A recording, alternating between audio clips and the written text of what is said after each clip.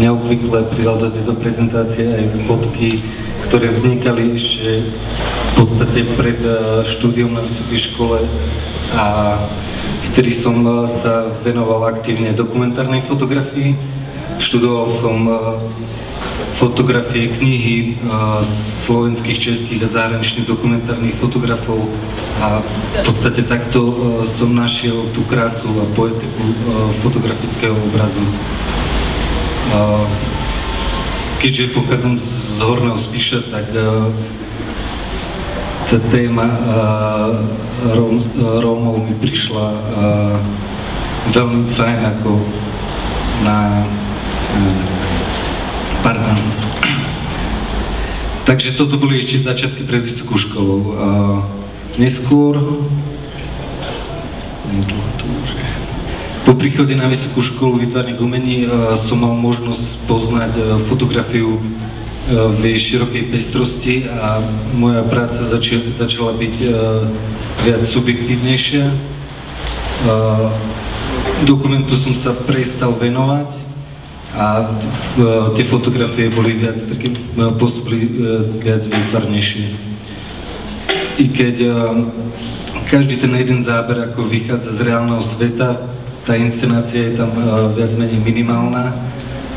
A čiže stále akože určité prvky tej dokumentárnej tvorby využívam stále.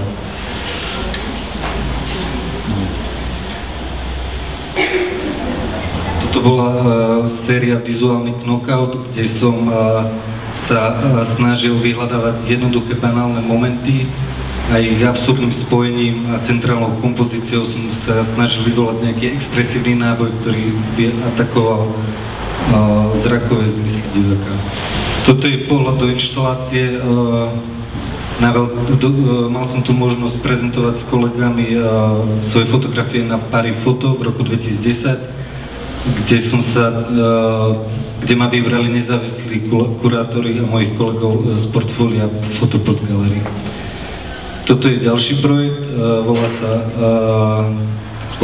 táto séria sa volala Pocity. Fotil som miesta, kde som sa vlastne pohyboval, alebo kde som aspoň chvíľu žil. Boli to viac menej vyprázdnené priestory, ale na každej tej fotografii, keď nebol človek, tak určite nejaké stopy toho človečenstva tam boli cítiteľné.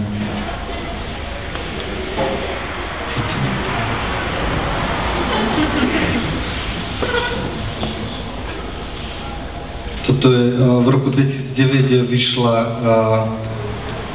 Galéria Photoport vydala knihu, rovnomenú knihu Photoport a k tomu bola séria sprievodných výstav vo Fínsku. Toto je pohľad do inštalácie v Ulvile, tuším, že to bolo. Toto je nová séria, ďalší projekt, volal sa Anonymne v intimnom, kde som vlastne fotografoval portrétoval mojich priateľov. Vyhýbal som sa takej tej klasickej polohe portrétov a snažil som sa, aby to prostredie, v ktorom žijú, rozprávalo viac o nich ako tváre a výrazy.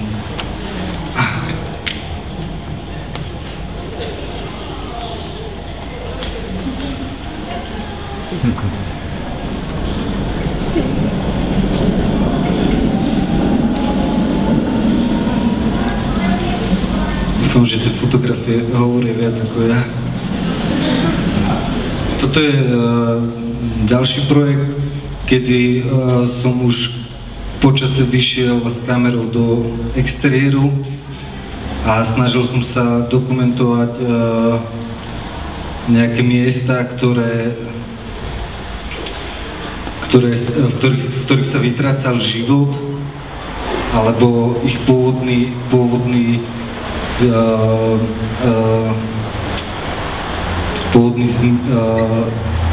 na čo boli využívané. Kurča. Toto je napríklad fragment strelnice, ktorá sa nachádzala vo vojenskom pásme za Lubica, kde si vojaci, okrem toho, že tam chodili strieľať, tak aj takto pekne pomalovali tú stenu. Keďže som z Potatier, tak mám rád túto fotku. Toto je jeden z posledných projektov otvorených. Séria sa volá Obrazy krajiny, kde som vlastne dokumentoval slovenskú krajinu. Inšpiroval som sa malbou 18. a 19. storočia a snažil som sa dostať do tých fotografií taký romantický feeling, pocit. Ďakujem. Si zaslúži potlesk. V podstate táto séria je stále otvorená. Toto je jeden z takých posledných záberov niekedy vo februári, kde už som tú kamerou otočil do urbánnej krajiny aj. Toto je v podstate záber do inštalácie, výstavu, ktorú som mal pred rokom vo Fotoport Gallery. V podstate preferujem veľkoformátovú inštaláciu, kde máte, keď sa postavíte pre tú fotografiu, tak môžete zažiť ten teoretický pocit, že sa v tej krajine nachádzate. Ďakujem pekne.